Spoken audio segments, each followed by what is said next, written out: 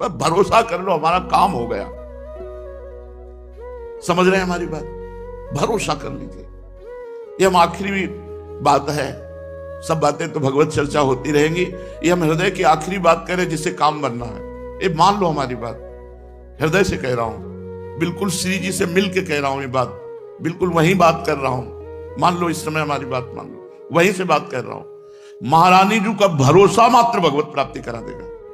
हमारे में ताकत नहीं कि हम अपनी साधना को इतनी उज्जवल बना सकें कि माया की मलिनता स्पर्श न कर पाए, हम अपनी चादर श्वेत की श्वेत धर दें जाके प्रभु के सामने। नहीं, मैली हो गई है चादर, भगवत प्राप्ति योग्य नहीं रह गई है। हमारी वासनाएं, हमारी इंद्रियां, हमारा मन बिल्कुल कूड़ा है, कूड़ा, भगवत योग्य नहीं है। भरोसा वो एक क्षण में हमारी बना देंगे बात।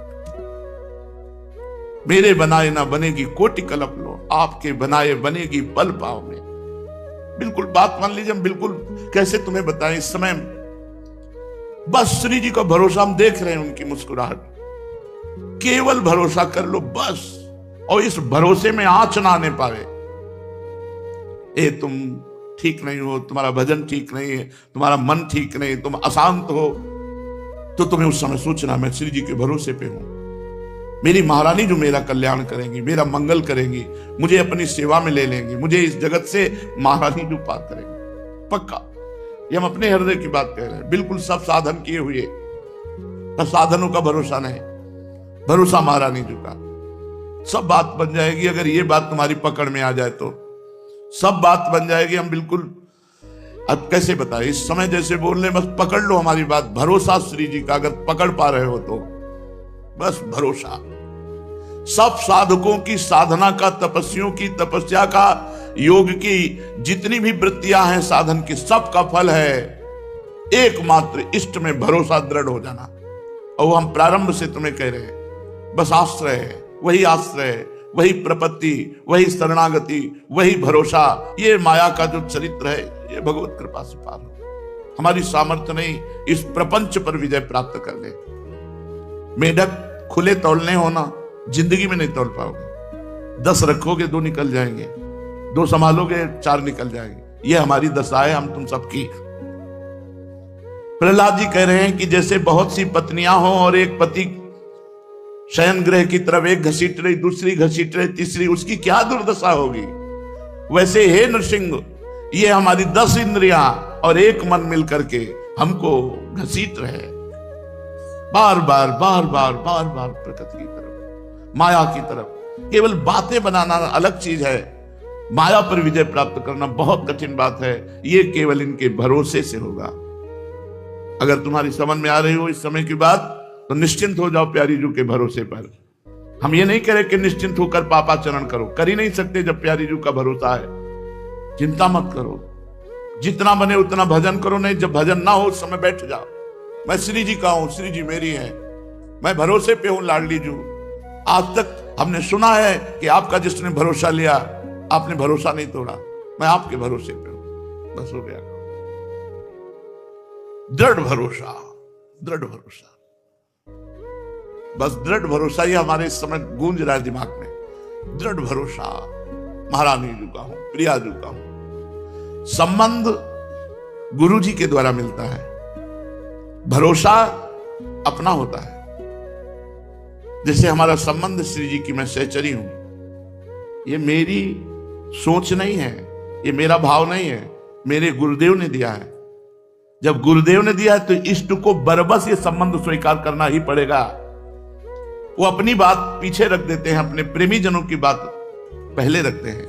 तो हमारे गुरुदेव ने हमको ये भाव दिया, इस पर तो मुझे चिंता ही नहीं है, क्योंकि देने वाले ने दिया है, स्वीकार करने वाले को स्वीकार करना होगा। इष्ट ने दिया है मुझे सहचरी भाव, गुरु रूप आकर के, और इष्ट रूप में स्वीकार किया है सहचरी भाव। लेकिन भरोसा ये हमारा है, ये हमारी तरफ से है। अगर इसमें कमी हुई तो बात नहीं बनेगी। भरोसा बिल्कुल दृढ़ होना चाहिए। ऐसे ऐसे लक्षणों वालों को श्री जी कृपा नहीं करती, हमें नहीं माननी बात। हम किसी लक्षण से भरोसा नहीं किए, हम तो वैसे कुलक्षण ही हैं, तब भरोसा किए कि मुझ जैसे लक्षणहीन पर भी लाडली जू कृपा करेंगी, तभी उनकी महिमा है। बस ये बात स्वीकार करो, भगवत प्राप्ति बिल्कुल सहज है। इस यही एक हृदय की हमारी शुरू से बात रही है। कभी कभी जब आनंद में पद्मासन में बैठे हुए प्रफुल्लित होते हैं, मुरारी शरण आ जाते, तब कहते सुन सुन भाई, यही कहते हैं दृढ़ विश्वास कर ले, दृढ़ भरोसा कर ले, इसी से भगवत प्राप्ति हो जाएगी। कोई साधन ना होने पर भी जिसने प्रभु का भरोसा किया, भगवान की प्राप्ति हो गई, भगवान की प्राप्ति हो गई। आगे पड़ा जटायु देखा, सुमिरत राम चरण की रेखा। दृढ़ भरोसा भगवान का था, आएंगे अंतिम समय भगवान अपने कर कमल से हमारा अंतिम संस्कार करेंगे। भगवान आए, जटायु को गोद में लिया और कहा तात आज्ञा करो तो अभी तुम्हारे शरीर को वज्र के समान बना दूं। कहा नहीं प्रभु नहीं, बड़े बड़े ऋषि मुनि इसी समय की याचना करते हैं और आज वो समय हम खो दें। नहीं प्रभु, मैं शरीर रखना नहीं चाहता। भगवान ने वो परम पद प्रदान किया जो केवल उनकी कृपा से ही मिलता है और किसी साधना से नहीं। तत्काल हरि रूप धारण करके की परम धाम को गए और जो दशरथ जी को सौभाग्य नहीं मिला, वो जटायु जी को सौभाग्य मिला। जटायु जी को अपने कर कमल से अंतिम संस्कार भगवान श्री राम कर रहे हैं। भरोसा, गोस्वामी जी बहुत जोर से कह रहे हैं, एक भरोसो, एक बल, एक आस विश्वास, भरोसा। बैठा लो ये बात बैठालने की, भाई कुछ बातें होती करने की, कुछ बातें होती होने की। ये होने की बात है, इसे स्वीकार कर लो, सब बात बन जाएगी। मूल में देखा जाता है, मूल में देखा जाता है। इसका भरोसा कहां है? साधना पे है, रुपया पे है, लोगों पे है, कहां है? अपबल, तपबल और बाहुबल, चौथो बल है दाम। सूर किशोर कृपाते सब बल हारे को हरिनाम। सुनेरी मैंने निर्बल के बल नाम। भरोसा, जिस समय हृदय में केवल भरोसा जागृत हो जाए, आप देखेंगे आनंद की बाढ़ आ जाएगी। ये सब साधन एक तरफ, भरोसा एक तरफ। कभी एकांत में बैठकर भरोसे का चिंतन करो ना, मैं प्रभु के भरोसे हूं। आप देखना कितना आपको आनंद मिलेगा। आनंद सिंधु का भरोसा, अच्छा उनको कोई बताने की जरूरत थोड़ी है। आपके अंदर जो भरोसा भाव उठा, वही वो बैठे हुए हैं। सही पूछो तो वही दे रहे हैं, तभी ये भरोसे का भाव आ रहा है। हम श्री जी के हैं, कितनी बड़ी बात हो गई। हम महारानी जी के हैं, श्री जी हमारी हैं। आप देखना तो इसका फल देखना, इस वृत्ति का फल देखना। ये हमारे प्रभु प्रेरित कर रहे हैं। सौभाग्यशाली जन इस बात को सुन रहे हैं और महासौभाग्यशाली जन इस बात को पकड़ पाएंगे कि हम कह क्या रहे हैं, हमारा कहने का आशय क्या है, हम अंदर से क्या चाह रहे हैं। बहुत जल्दी आप निर्भय हो जाएंगे, निश्चिंत हो जाएंगे, निश्चोक हो जाएंगे। भरोसा, दृढ़ भरोसा। बस विश्राम समझो जीवन का। जीवन का परम विश्राम आप कौन है, कैसे हैं, इससे कोई हमें लेना देना नहीं। बस भरोसा कर लो, हमारे प्रभु पर भरोसा कर लो, हमारी लाडली जी पर भरोसा कर लो। बस जीवन को आप देख लीजिएगा किस धारा में पहुंच जाएगा। अपनी चिंता छोड़ दो। जब तक अपनी चिंता करोगे, भरोसा दृढ़ नहीं होगा। प्रियालाल का चिंतन करो, प्रियालाल के सुख के लिए आचरण करो जितना बन सके। नहीं बैठे हैं भरोसे में। ये हम बहुत आखिरी की बात कह रहे हैं, बहुत जोर की बात कह रहे हैं, बहुत ऊपर की बात कह रहे हैं। काहू के बल भजन को, काहू के आचार, व्यास भरोसे कुंवर के, सोवत पांव पसार, सोवत पांव पसार। मेरी महारानी, मेरी लाडली, मेरी प्रिया। कैसे वो देख रहे, मुस्कुरा रहे। बस ये बात वही पकड़ पाएगा। फिर भी कह माइक से कह रहे हैं, पकड़ वही पाएगा जिसका महाभाग्य उदय हुआ है, जो हम कह रहे हैं, जो हमारे हृदय में इस समय स्फुरित हो रहा है। भरोसा। ये हरिराम व्यास जी कह रहे हैं, आचार्य हैं, विशाखा सखी के अवतार हैं। कह रहे काहू के बल भजन को। किसी को भरोसा अपने भजन का होता है, अपनी साधना का होता है। जो शरीर से साधन बनते हैं उनका भरोसा होता है कि इससे हमें यह फल मिलेगा। किसी को जितेंद्रियता का, आचार व्यवहार का भरोसा होता है। मैं बड़ा पवित्र हूं, मैं बहुत जितेंद्रिय हूं, मैं बहुत और किसी को होता है भरोसा महारानी जी का। ये खास बात है। भजन तो हमारा छूट सकता है, जितेंद्रियता तो टूट सकती है, व्यवहार हमारा बिगड़ सकता है, लेकिन भरोसा हमारा नहीं बिगड़ सकता है। दृढ़ भरोसा, व्यास भरोसे कुंवर के सोवत पाओ। पूज्यपाद शिवड़िया बाबा जी महाराज। महापुरुषों के वचन हमारा व्यवहार और परमार्थ दोनों पुष्ट कर देते हैं। पकड़ लेना है बात, ये बिल्कुल आप समझ लो, स्थित होकर वहीं से बात तुमको सुनने को मिली है। पकड़ लो जिसको पकड़ना हो, बिल्कुल फ्री, बिना किसी प्रयास के वो बात बन जाएगी। यहां एक पैसे की जरूरत नहीं भगवत प्राप्ति में, एक पैसे की, केवल स्वीकृति, केवल स्वीकृति, केवल भरोसा। छा गया आनंद, छा गया हृदय में, केवल भरोसा। हृदय में भरोसा कर लेना, फिर देखना आपको कैसा लगता है। पर वो जैसे आ रहा है, वो पता नहीं आप समझ पा रहे हैं कि नहीं समझ पा रहे हैं हमारी बात। इस समय हम प्रवचन नहीं कर रहे, इस समय हम अपने हृदय की बात आपके सामने रख रहे हैं, जिससे हम हर समय आनंदित रहते हैं, जिसमें हर समय गरजते रहते हैं। न मृत्यु का भय है, न दुख है, न कोई पीड़ा है, न कोई परेशानी है। सब कुछ होते हुए भी कुछ नहीं है। वो बात जो भरोसा है, ये श्री जी ने दिया है। ये जो आज अभी हम आपको बोले, अब हम तुम्हें घटना बता रहे हैं अपने जीवन की। जिस समय पहली रिपोर्ट हमारे हाथ में आई कि तुम्हारी किडनी फेल, हम गंगा किनारे रहने वाले, हमको यह भी पता नहीं कि किडनी किसे कहते हैं। सच्ची मानना, क्योंकि कभी जन समुदाय, जन संपर्क से संपर्क ही नहीं हुआ, संसार का ज्ञान ही नहीं हुआ। 35 वर्ष की अवस्था तक संसार क्या मुझे ज्ञान ही नहीं हुआ। गांव के किनारे से केवल जो गंगा जी, जहां रास्ता नहीं है तो निकल गए हैं, लेकिन मुझे किसी संसारी आदमी से बात करना है, संसार का ज्ञान है। संसार का ज्ञान तो सीधाम वृंदावन में हुआ। मानो मेरा जन्म नया वृंदावन में हुआ, जिससे हम व्यवहार को समझ पाए। नहीं, केवल परमार्थ के सिवा कुछ नहीं। परमार्थ के लिए अपने जीवन को न्यौछावर करके मृत्यु की भी परवाह न करना, ऐसा साधन प्रधान जीवन था। ना कृपा और ना भरोसा, ये दो शब्द हमारे जीवन में नहीं थे। कृपा और भरोसा शब्द नहीं थे, साधना जीवन में थी। ऐसा करने से ये होगा, इस साधन से ये होता है, इस साधन से ये होता है।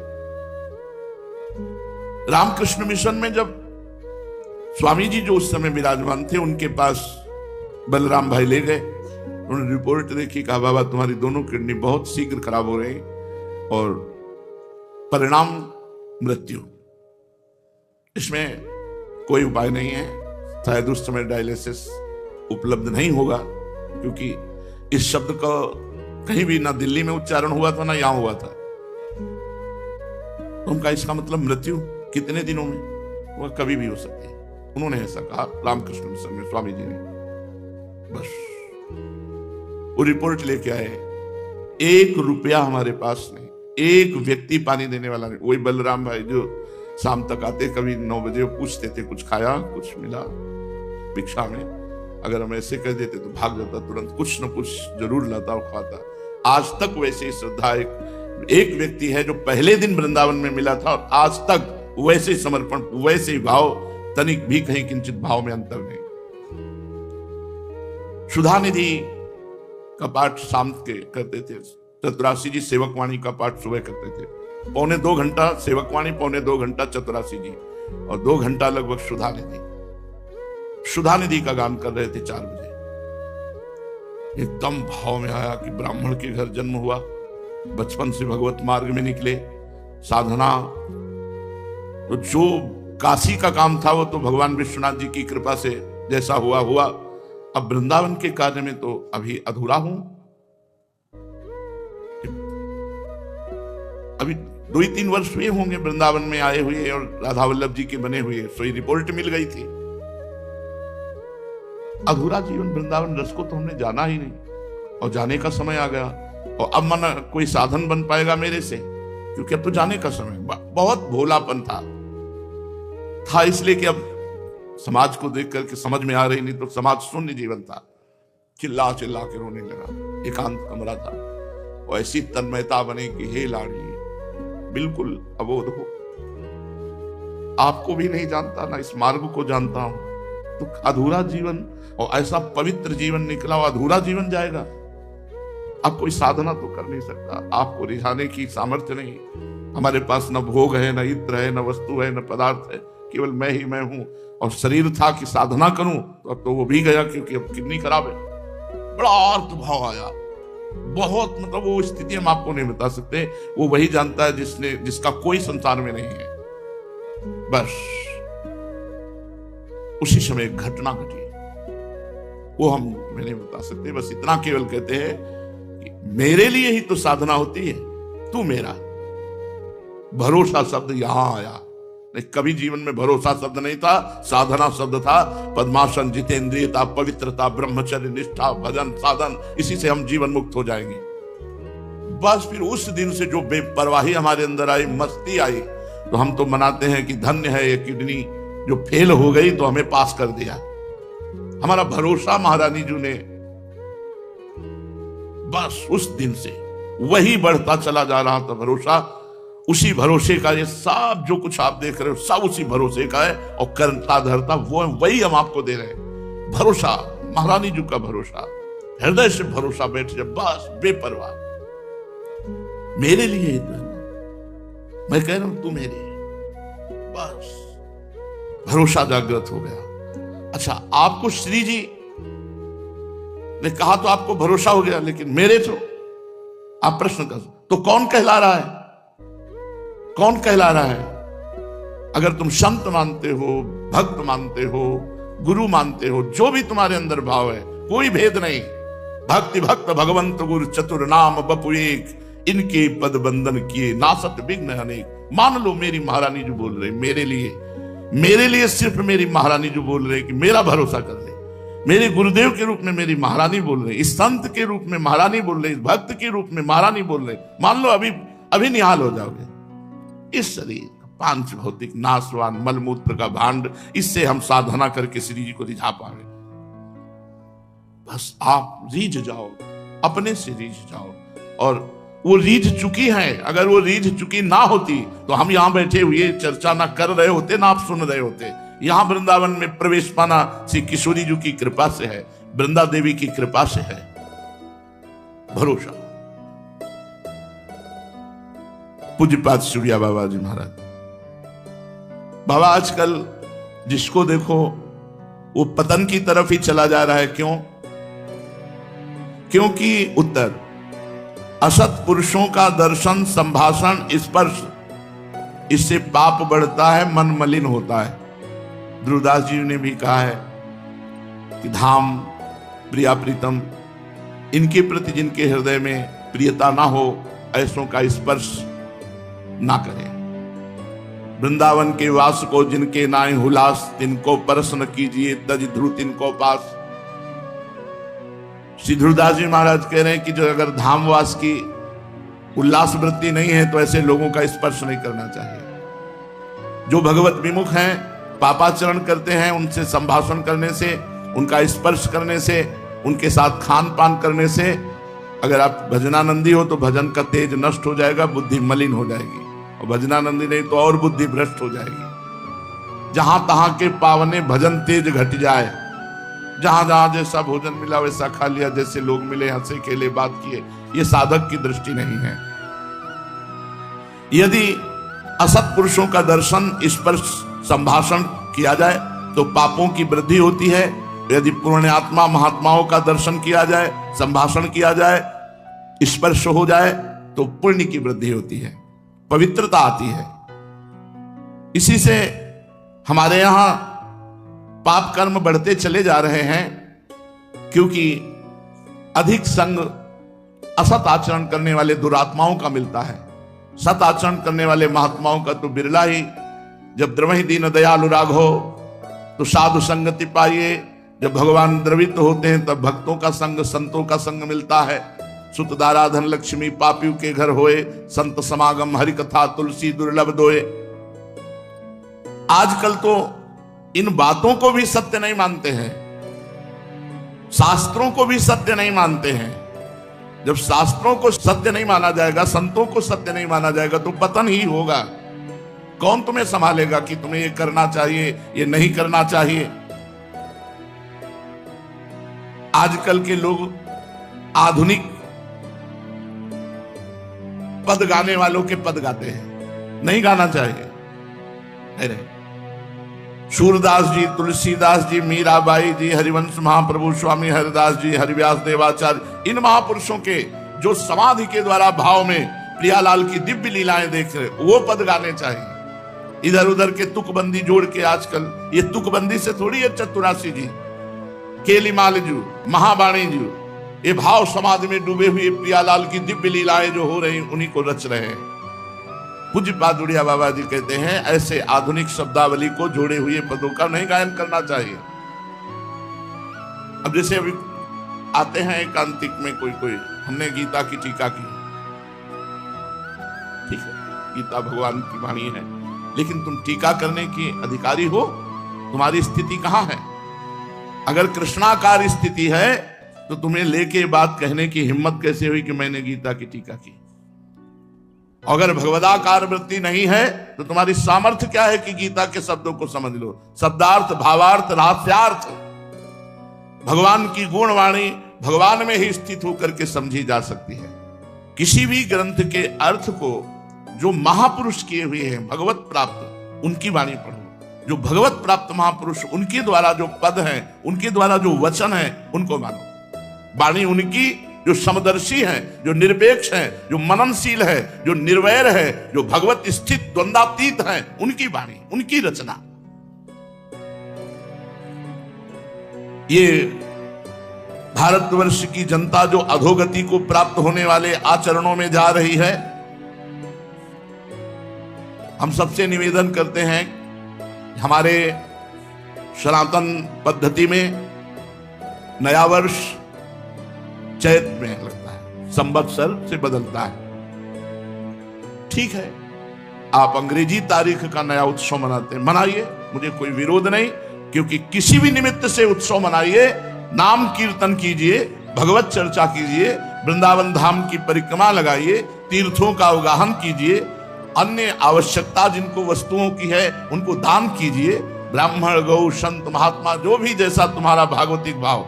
सबसे प्रार्थना है, यदि आप ये हैप्पी न्यू ईयर मनाएंगे तो हैप्पी तभी होगा जब भगवान का नाम कीर्तन करवाइए, 24 घंटे नाम कीर्तन करवाइए। भगवान की 24 घंटे नाम कीर्तन की वृत्ति से जगत मंगल होता है। जहां जहां नाम की आवाज जाती है, जिसके कान में पड़ती है, उसके पाप नष्ट होते हैं, उसकी पुण्य वृद्धि होती है, उसका मंगल। यह हैप्पी, यह हैप्पी। शराब पीना हैप्पी नहीं, मांस खाना हैप्पी नहीं, व्यभिचार करना हैप्पी नहीं, उद्दंडता करना। आप देखो नए नए सैकड़ों बच्चे ऐसे नशे करेंगे कि घर तक पहुंचना मुश्किल हो जाएगा, और वो क्लबों में केवल ये कि आज हैप्पी न्यू ईयर। किस बात का हैप्पी? अधर्माचरण का महापाप जिसे कहा गया, वो मदिरा पान, व्यभिचार, जुआ खेलना, नशा खाना, ये सब हैप्पी? मूर्खता। प्रसन्नता तो भगवान के चरणारविंद का आश्रय लेने से, उनके चिंतन से है। ब्रह्मभूता प्रसन्नात्मा, हैप्पी माने प्रसन्नता, तो ब्रह्मभूता प्रसन्नात्मा, ना कि ये मलिन आचरण करना। इसलिए सबसे प्रार्थना है, इस नवीन वर्ष के प्रारंभ में ही कसम खाइए कि मैं कभी भी, अगर आप मानते हैं इस अंग्रेजी नवीन वर्ष को, हम कहते हैं मानो, मानो, किसी भी तरह मानो, उसे भगवान से जोड़ दो, सब मंगल हो जाएगा। कभी भी किसी भी स्थिति में मैं कभी पराई माता बहनों के साथ व्यभिचार नहीं करूंगा। नियम लो, मैं कभी शराब नहीं पीऊंगा, मैं कभी मांस नहीं खाऊंगा, मैं कभी किसी का भूल कर अहित नहीं करूंगा। तब तो तुम्हारा हैप्पी न्यू ईयर होगा।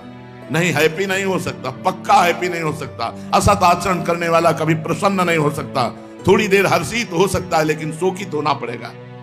हमारा भारतवर्ष महान भगवत धर्म युक्त है। ये अधोगति को जो जा रहा है, ये नवीन नवीन बच्चे, नवीन नवीन अवस्था की बच्चियां, ये सब अपनी मर्यादाओं को छोड़कर गलत आचरणों की तरफ बढ़ रहे, इसलिए बहुत हानि है। पूज्य बाबा जो शास्त्र के नियमानुसार चलता है, उसकी भागवतिक और लौकिक दोनों उन्नति होती है। ऐसी धूर्तता छाती है कि हैप्पी न्यू ईयर, धूर्तता, उद्दंडता, मलिनता, अपवित्रता, असभ्यता, ये हैप्पी होगा तुम्हारे लिए न्यू ईयर? ये नया साल तुम्हारे लिए आनंद, नया साल आनंद होगा। घी का दीपक जला करके कलश में रखो, नियम लो, कि आज से मैं असत आचरण नहीं करूंगा, 24 घंटे नाम कीर्तन करो, सुंदर सुंदर भोग पकवान बनाओ, भगवान को भोग लगाओ, 10-20 भूखे को पवाओ, सर्दी का समय 10-20 कंबल खरीदो, फुटपाथ में जो सो रहे हैं उनको बांटो और कहो हैप्पी न्यू ईयर, माना तुम्हारी हैप्पी न्यू ईयर हो गया। भगवत संबंध से संकल्प करो, आज से कभी असत आचरण नहीं करेंगे, तो ये बात समझ में आएगी। ये मलिनता के आचरण करने वाले कभी हैप्पी रह सकते हैं, आज हैप्पी मना लो, कल डिप्रेशन में जाओगे क्योंकि पाप आचरण कर रहे हो। ये तुम्हें ऐसी जगह ले जाएंगे जहां शोक, चिंता, भय, उद्विग्नता, अशांति, जन्म, मृत्यु ये सब होगा। इसलिए अपने वास्तविक भारत देश का जो हैप्पी न्यू ईयर है वो है संवत्सर। जब संवत्सर बदलता है, चैत की शुक्ल प्रतिपदा, वो हैप्पी न्यू ईयर। लेकिन आप मनाते हो, मनाओ, हम भी आपके में सम्मिलित हैं, पर नाम कीर्तन करो, भगवत यश चर्चा करो, भगवत साधन करो, गौ सेवा करो कि आज साल का नया दिन है, आज 5000 गायों को भोजन पवाएंगे, आज 5000 गरीबों को भोजन पवाएंगे, आज हम अस्पताल में जाके 5000 रुपया देंगे कि किसी गरीब की सेवा मिला। हमारी जितनी सामर्थ्य है उतना ऐसा करेंगे। ये नहीं कि 50,000 की शराब पी के लड़खड़ाते हुए आ रहे हो कि हैप्पी न्यू ईयर। ये गंदी बात अगर हमारी आवाज कान में पहुंच रही है तो आप वृंदावन में बैठे हो या जहां भी हो, हमारी आवाज का अगर जरा भी आप आदर करते हैं, श्रद्धा करते हैं, तो आप कोई भी गलत आचरण नहीं करेंगे। नियम लें। पूज्य बाबा, हमें जैसे रोग होने पर डॉक्टर की जरूरत है, ऐसे बुद्धि भ्रष्ट होने पर बुद्धि को शुद्ध करने के लिए हमें गुरु की जरूरत है, हमें संत की जरूरत है। अगर हमारे देश में भगवत प्राप्त महान संत ना हो तो जो पापाचरण हो रहा है ये किसी को भी शांति ना होने दे, किसी को भी चैन से ना रहने दे। पर वो तो संतों की कृपा है, भजन करके सर्वे भवन्तु सुखिनः सर्वे संत निरामया, ऐसा तो आनंदमय जीवन, सुखमय जीवन। पाप करते हुए भी पृथ्वी फट नहीं रही, आकाश हमको अवकाश दे रहा है, वायु हमको जीवन दे रही, जल हमको जीवन दे रहा है, लेकिन अगर ज्यादा बढ़ता चला जाएगा तो ये सब दूषित होते चले जाएंगे। इसलिए हम अपने आचरणों को सुधारें, अपने पापाचरण को सुधारें, भगवान नाम से जुड़े, भगवत महिमा से जुड़े, तो हमारा जीवन पवित्र होगा, हृदय आनंदित होगा। चलते हैं श्रीमद् भागवत महापुराण। भगवान श्री कृष्ण चंद्र जी ने जब द्वारिका लीला का विस्तार किया तो अष्टपट रानियों को स्वीकार किया। प्रथम श्री रुक्मिणी जी, द्वितीय श्री जाम्बवती जी, तृतीय तीसरी श्री सत्यभामा जी, चौथी श्री कालिंदी जी, पांचवी श्री मित्रविंदा जी, और छठवीं नागनिजिति सत्या जी, और सातवीं भद्रा जी, और आठवीं लक्ष्मणा जी। ये 8 पटरानियां भगवान की। राजा परीक्षित ने पूछा, भगवान श्री कृष्ण ने भौमासुर को, जिसने राजकुमारियों को बंदी गृह में डाल रखा था, क्यों और कैसे मारा? आप कृपा करके भगवान श्री कृष्ण का यह पावन चरित्र हमें सुनाइए। श्री सुखदेव जी ने कहा, परीक्षित, भौमासुर ने अपने बल से वरुण भगवान के छत्र का अपहरण कर लिया, और सबसे बड़ी बात यह थी कि देव माता अदिति के कुंडल छीन लिए जाके। महाबली था भौमासुर। यह असंभव बात त्रिभुवन में अभी तक किसी ने ऐसा नहीं किया था कि परम पवित्र जगत बंदनी देव माता अदिति के कुंडल छीन लिए, वरुण जी का छत्र छीन लिया, और सुमेरु पर्वत पर मणि पर्वत नाम का एक स्थान अपने कब्जे में कर लिया। द्वारिका में राजाओं के द्वारा प्रार्थना भेजी जाती, छोटे छोटे राजा कर भगवान से उसकी सब करतूतें बताते भौमासुर की। भगवान श्री कृष्णचंद्र जी ने विचार किया कि बहुत हो गया इसका पापाचरण, जब घड़ा भर जाता है तो फिर उसको फूटना ही पड़ता है। भगवान ने निश्चय किया कि इसका वध करना पड़ेगा। सब सूचनाएं मिलती, किसी भी योनि की किसी भी जीव को कहीं भी जहां ये ज्यादा हाहाकार मचा देता, क्योंकि इसकी मृत्यु सिर्फ भगवान से, दूसरा कोई मार नहीं सकता। तो जहां जाता वहां आतंक फैलाए हुए था भौमा, और जहां ये रह रहा था ऐसी व्यवस्था थी कि वायु भी बिना आज्ञा के प्रवेश नहीं कर सकती, ऐसा ताकतवर भौमासुर। 16,100 कुमारियां जो जिनका ब्याह नहीं हुआ था, ऐसी राजकुमारियां अपहरण करके बंद किए हुए था ये। पूरे त्रिभुवन में जहां कोई सुंदरी नौकन्या दिखाई देती, शायद भगवान का कार्य पूरा कर रहा था। पृथ्वी का अवतार सत्यभामा जी हैं और ये भौमासुर भूमि का पुत्र है।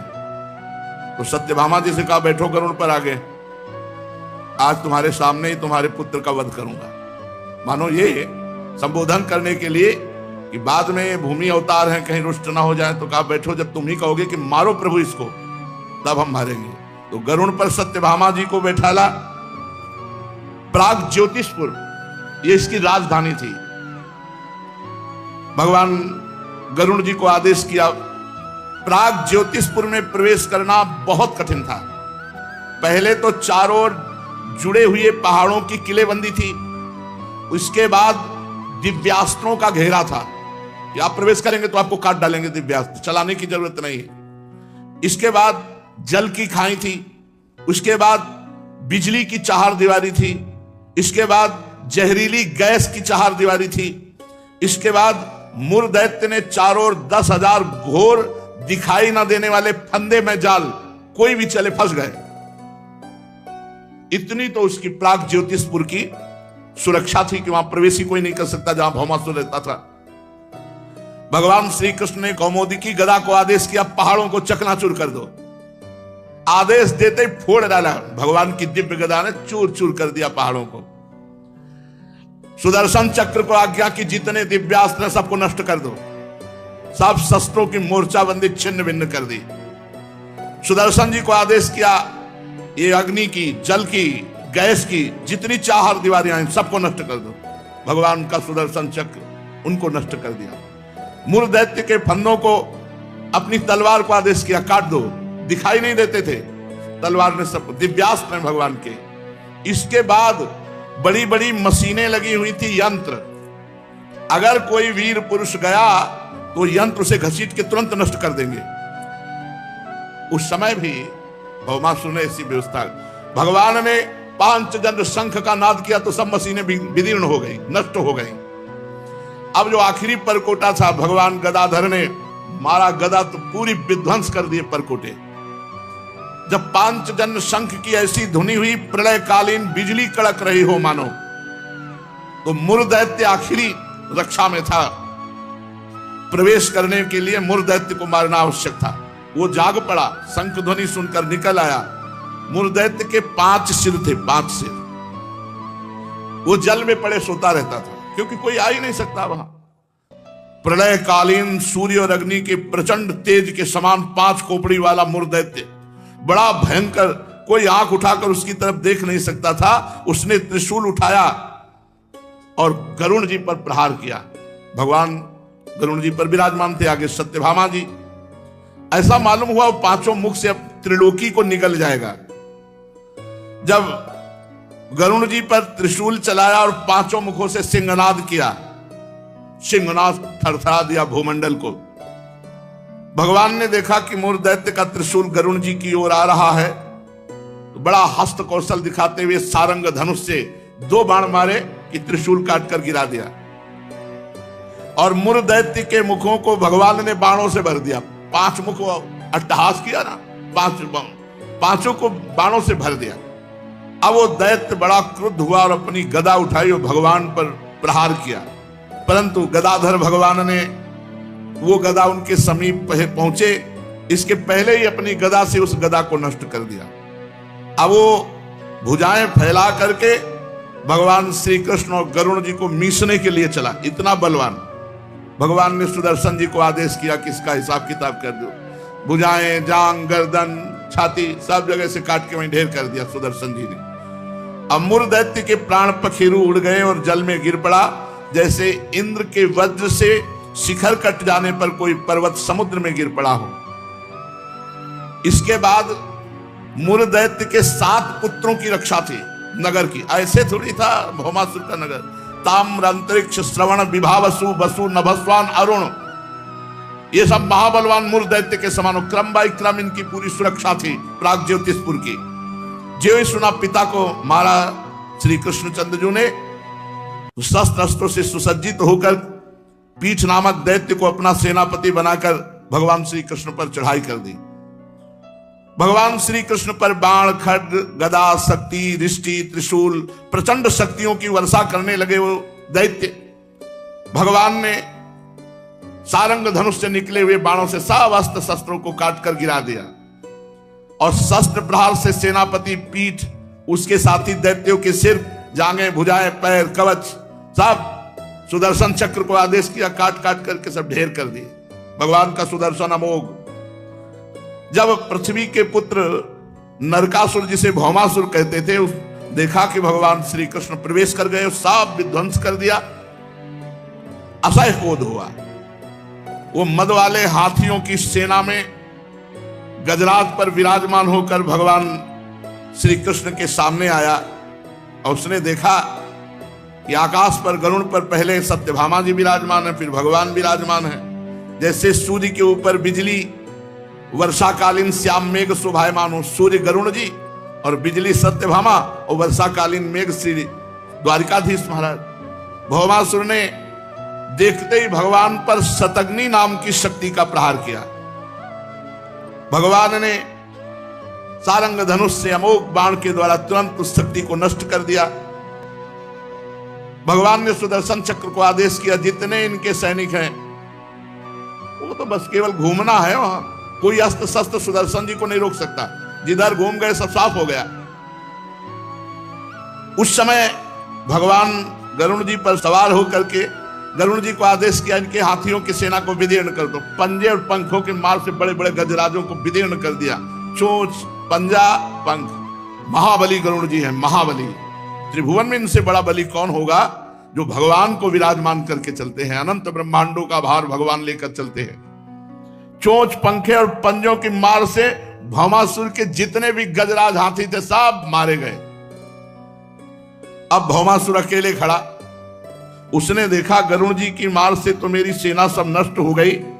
तब गरुड़ जी पर वज्र से भी कठोर शक्ति का प्रहार किया। गरुड़ जी ने एक पंखे के झटके से पूरी शक्ति को नष्ट कर दिया। गरुड़ जी हैं, गरुड़ जी। कभी अवसर आएगा तो जब अमृत हरण करने गए ना स्वर्ग लोग, तब इनके बल का विक्रम देखो।